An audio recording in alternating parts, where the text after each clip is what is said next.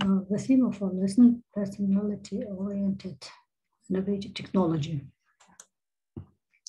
The main trends in the development of the modern higher education, the leading place is taken by the transition from a social-oriented educational model of education to a personality-oriented one. The personality-oriented approach to teaching recognizes the main value of the student's personality itself, his personal subjective qualities as a basic for the organization of the educational process. Under a personality-oriented type of education, it is based on the interaction of students and the teachers, while optimal conditions should be created for the development of subjects of learning, the abilities of self-education, self-determination, independence, and self-realization. At present, the educational paradigm is changing from conditionally cognitive to a personality-oriented, which in turn means the search for new forms, means, and methods of teaching that are required to update content of education. In a new social and economically changed country, the need to develop a different from the existing one, a system of language education at a university, a system capable of creating conditions conducive to the formation and the improvement of the student's personality, its readiness for self-development and creativity through the acquisition of linguistic, communicative, and the socio-cultural competence. In this regard, new psychological and pedagogical concepts and the terms appear, such as personality-oriented learning.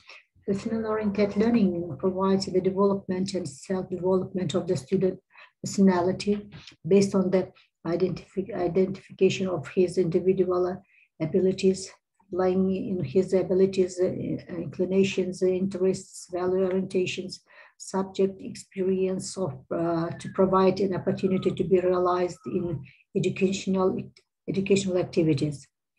Means and the methods are selected so that each student can be selected about the subject material, its type and form.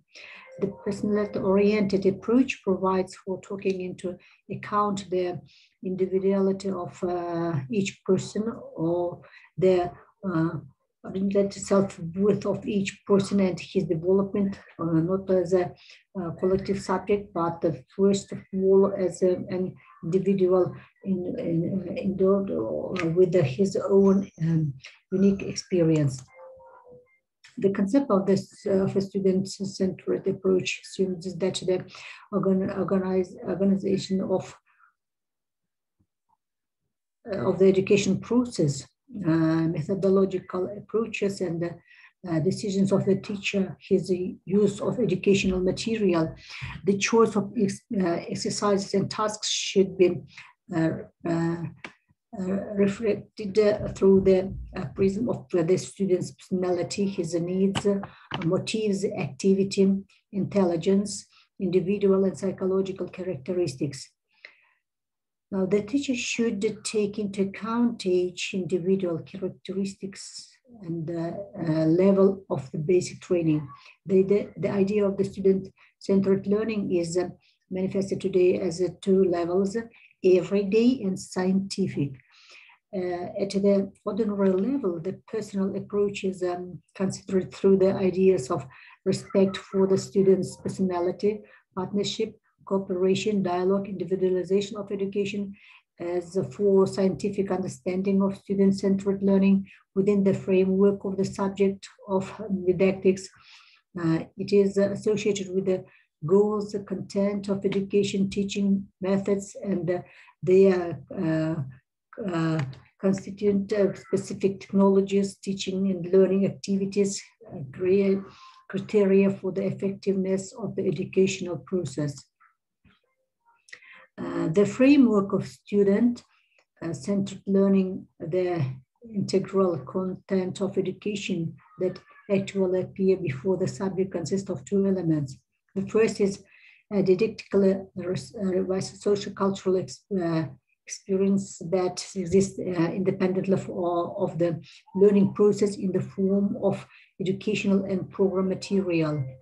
The second, personal experience acquired on the basis of subject communication and situation conditioned by it, manifested in the form of experience, meaning, creation, self-development. Education at the personal level is always subjective perception of reality. Therefore, it is possible to talk about technologies for influencing a person only with a high degree of convention. Of course, you cannot absolutize the student-centered learning. Its disadvantages stem from its advantages. It is impossible to determine the content and method of teaching based solely on the interest of the students. This, as a rule, leads to a decrease in the academic level of education. If spontaneous activity and the positive emotions become an end in itself, and the acquisition of knowledge fades into a background. In other words, it is wiser to combine the traditional and student-centered type of education. Within the framework of the approach under consideration, several defining provisions can be formulated. First, education is not only teaching, upbringing, but also learning as a special individual student's activity. The second, the student does not become a subject of learning, but he inherently appears as a barrier of subjective experience. In teaching, there is meeting of the given within the already existing subjective experiences, the enrichment of the later, and not at all its creation. The third, the subjectivity is manifested in selectivity for cognition of the world, content, type, and form of its presentation.